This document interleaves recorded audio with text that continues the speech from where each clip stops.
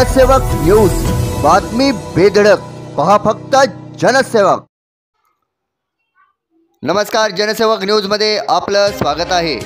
बातमी आहे एसटी महामंडळामधील धक्कादायक प्रकाराची।